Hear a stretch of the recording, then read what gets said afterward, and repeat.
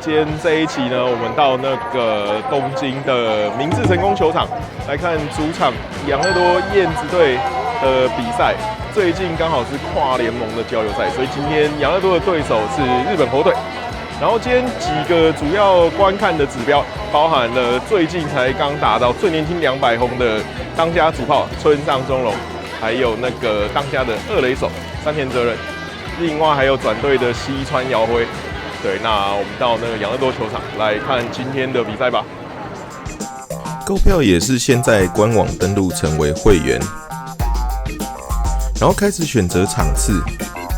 这次因为是周六，票没有剩多少可以选择了，大爆满了，只剩客场的三垒侧内野。我昨天进来看是完全没有票的状况，点进去看看票价吧，13900日币，好贵呀！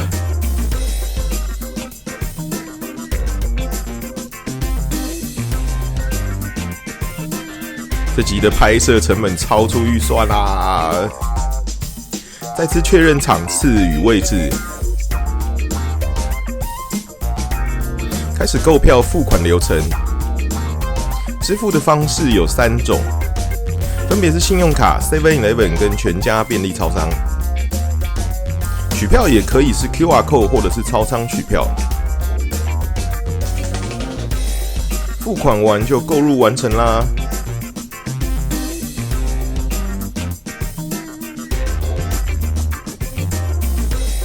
进入购入履历可以显示入场的 QR Code，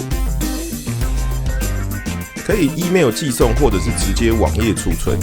官网很贴心的有座位的视野可以预先观看哦。哇塞，今天礼拜6的比赛人超级多，下午2点开打，大中午的太阳很大，然后这一场票很难买，我本来没有买到票啊。当初要划位的时候，一开始要划位的时候是完全没有位置的，后来好像有释出一些票，然后这次买到的票13000多日币。那因为尤其是中央联盟的比赛很多球队的票其实都是会有分好几类的票价，然后今天因为是交流赛，所以票价本来也比较高，然后今天的养乐多对战的对手是日本火腿，对，然后票价好像有再稍微高一点点，很贵，我这买到好像是3垒侧的上层看台还要这么贵。不过今天人真的蛮多，现场真的人很多。日本看球的风气真的是很盛行到了假日就更恐怖了。然后我们一样是扫 QR Code 入场。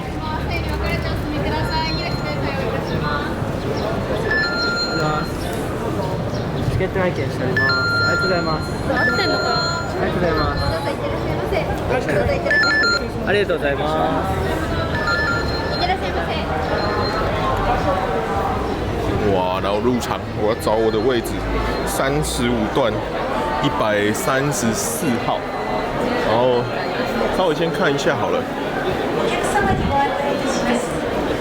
这边是餐厅，然后餐厅现在也是大家都在排队买东西。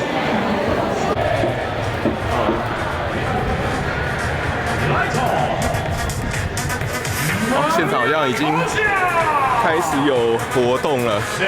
球赛2点开打，不过现在也是还有20分钟的时间。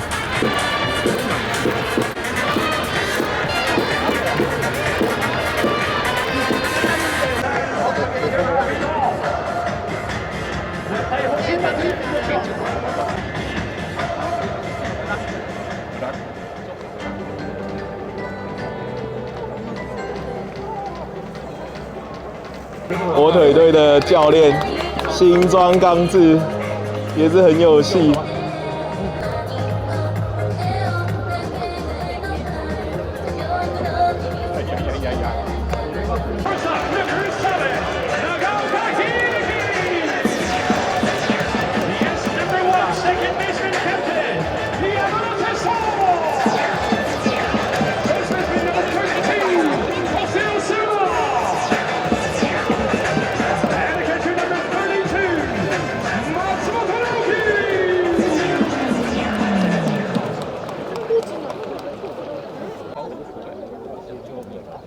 3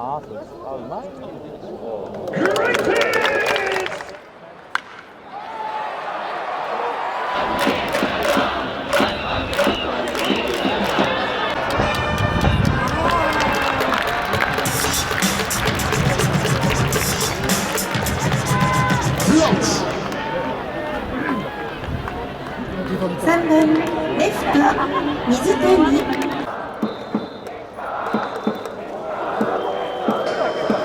西川遥辉，他今年转队到养乐多，台湾球迷应该也会稍微对西川遥辉比较认识，因为他之前在火腿队待了非常长一段时间了。然后之前转队到乐天，不过球季后被乐天释出，今年就转会到养乐多。第一局上半连续3个3振。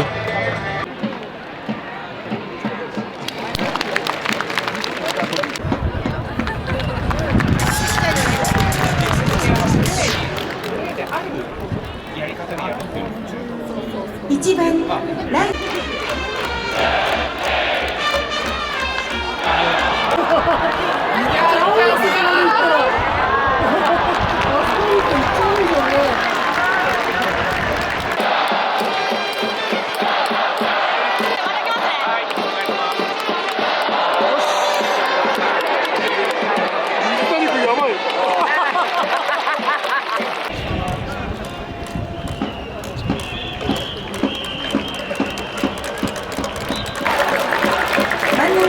万波中正的全垒打，火腿队1比0领先。バッターは2番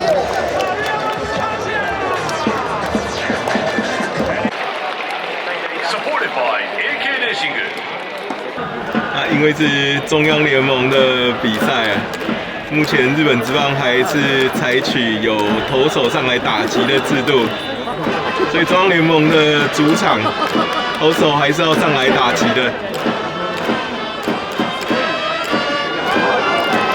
轮到今天另外一个观赛重点的山田哲人，也是日本队国家代表队的2垒手。好，今天2个球都打得不是太好啊。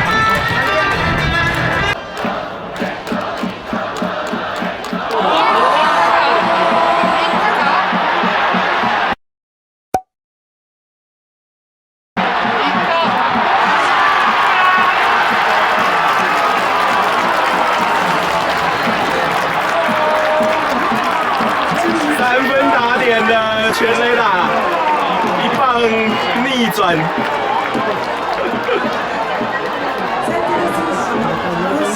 哦，把垒上的跑者通通送回来。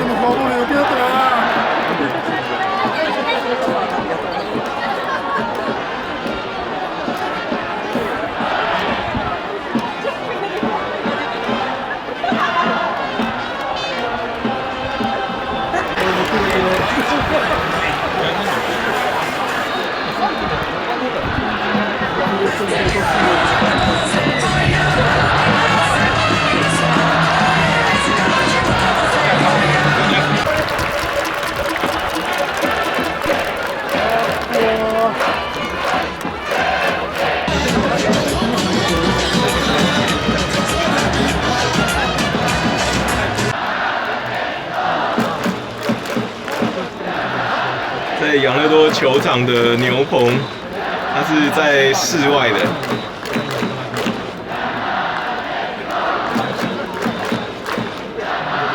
所以比较稍微传统一点的。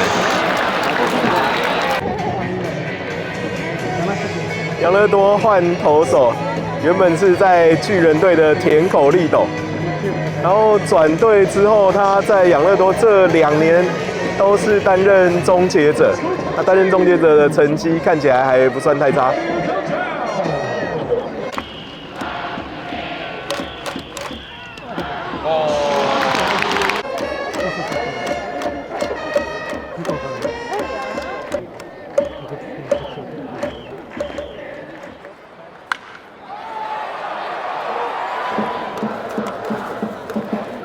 村上宗隆，今天主要要看的就是村上宗隆。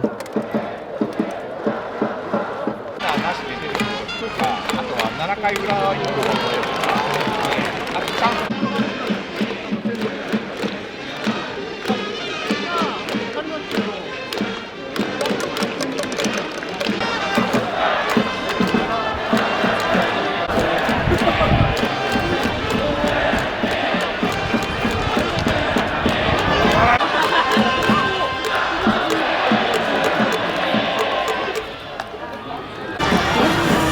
因为一垒是空着的，而且2人出局，投村上中龙投得很闪，连续4个落差很大的坏球，直接保送村上中龙。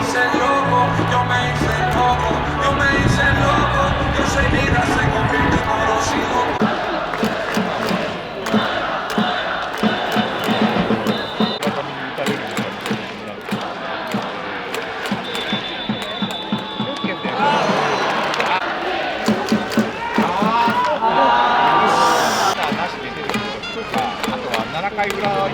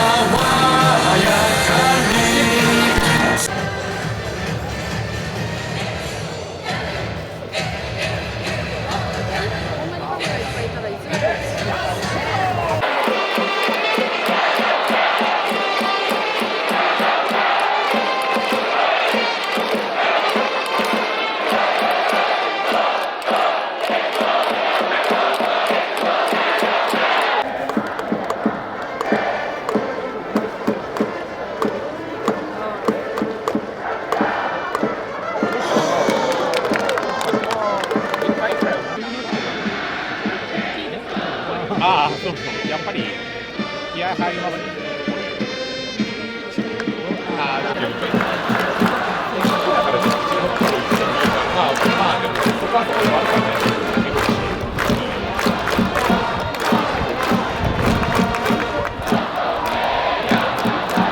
在右外野啊，它有像这种包厢的座位，这边是 Seven 的，然后呢往中外野一点。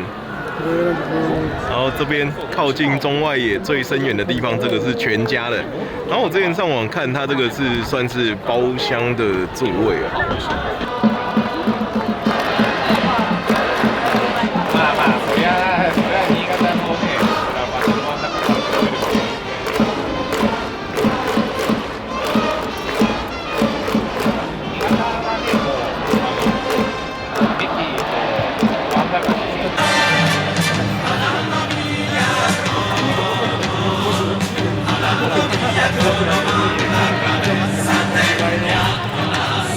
如果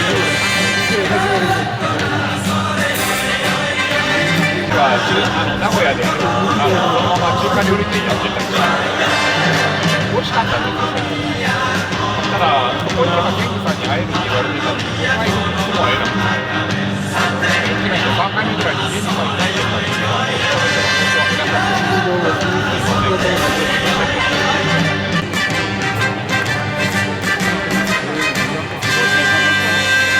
ファイターズ選手の交代をお知らせいたします。代理いたしました野々に変わりまして、ピッチャー黒柳、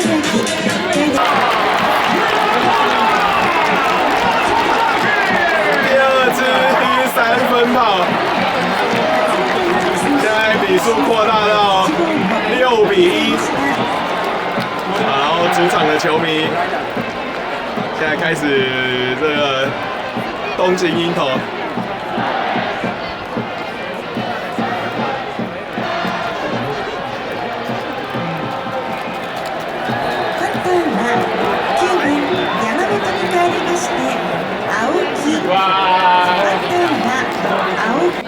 养乐多最抢戏的，就是他们的吉祥物燕九郎，这是很有戏的吉祥物。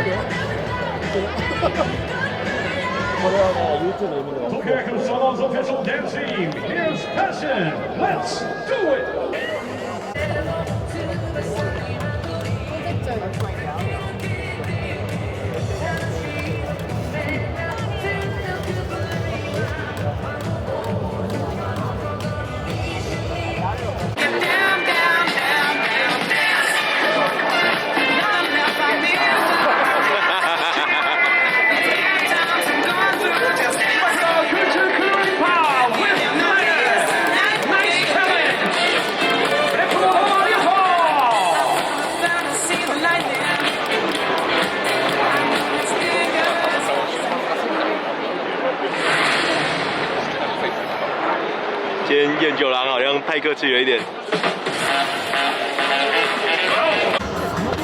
はい、このような形で持っていますよ。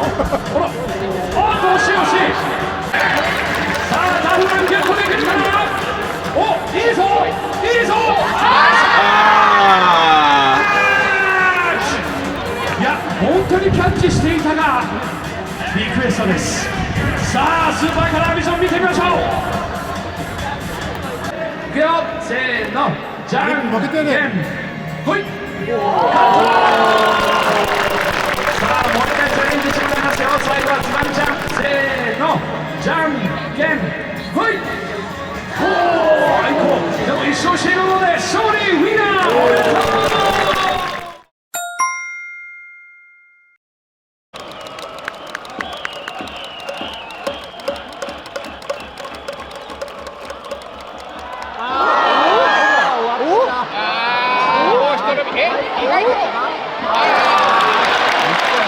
再见接杀，最后还是被西川遥辉以前火腿队的球员再见接杀。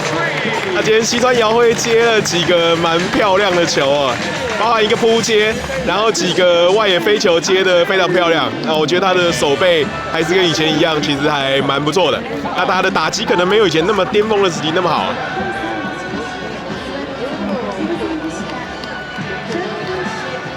那今天比赛最后的结果6-3，养乐多靠着2支3分炮，最后打败日本火腿。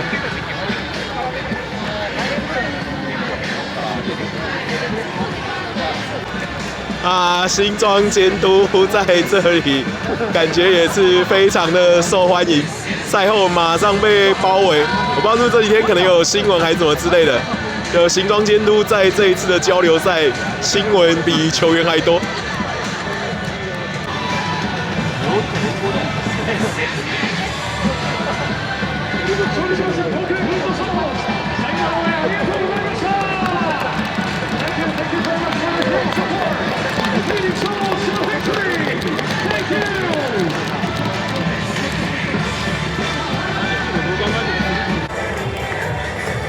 赛后的 MVP 颁奖，颁给今天表现优异的3位选手。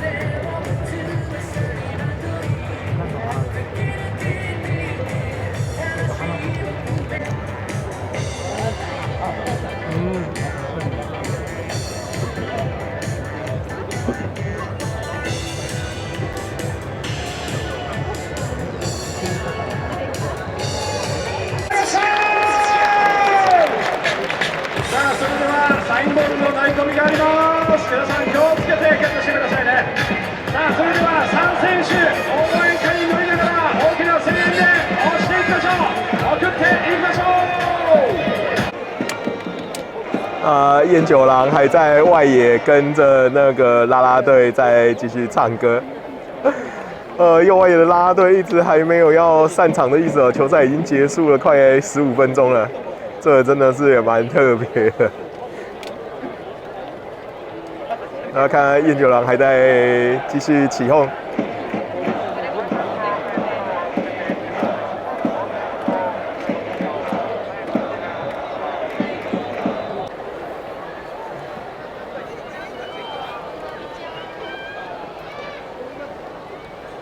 那球赛结束了，我们到那个中间本垒后方的角度。好，外野的观众还在继续呐喊。好，这边是本垒侧的角度。好，我们从那个本垒正后方，哇，现在球赛结束了，可以从这个本垒正后方很接近球场的角度来看一下。哇，很少有这么靠近球场了。然后下面工作人员他们正还在整理球场，外野还继续在呐喊中，没有要结束的意思了。在神宫球场啊，包含像是飞机哦，它这应该是在那个羽田机场的航线上面的，所以一直会有飞机经过。好，我们从这一边是一垒侧的加油区，然后靠近右外野主要的那个应援区。好，那个应援区还在继续。好，这边是一垒区上面的看台。其实这个球场是算是半开放式的哦，就它每个这边位置的连接是直接延伸出去，并没有做隔起来，并没有做比如围墙做隔起来啊。好，我们这边是那个一垒侧靠近右外野区内野的指定席。好，那今天在那个神宫球场的看球就到这一边。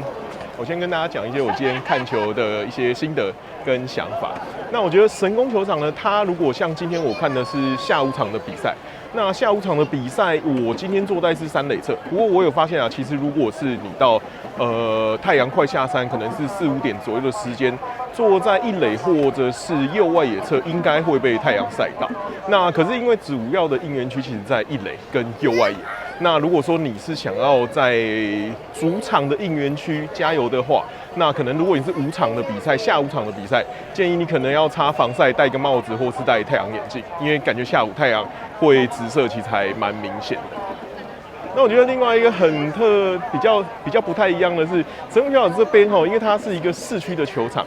那整个空间稍微，我觉得位置就稍微挤一点，比较拥挤一点。那我今天虽然是坐在内野的席次，不过感觉位置间隔其实蛮小，我其实会常常跟旁边的人其实肩膀会撞在一起。那我觉得在看球的部分呢，他们的加油就是我们讲很传统日本职棒的这种敲锣打鼓，然后大家也是有点像是唱歌拍手的应援。那跟起上次在千叶楼的看比赛其实又不太一样。那当然加油的方式其实大家都各有不同的类型，其实这样子比赛才好玩。我觉得球场这边像刚刚前面提到的，其实包含像飞机，然后我觉得很特殊的是，在神宫球场里面，你很常会看到鸟在飞来飞去。我不知道是燕子还是其他的有乌鸦之类的鸟类。散场的时候，神宫球场感觉小一点哦，所以好像它的包含走道啊跟人潮就稍微感觉拥挤一点，比较明显。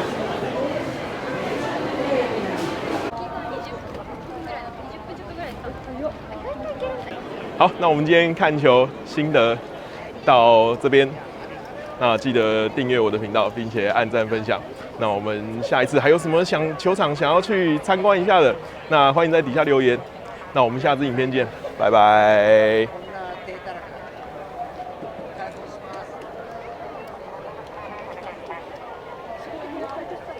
Even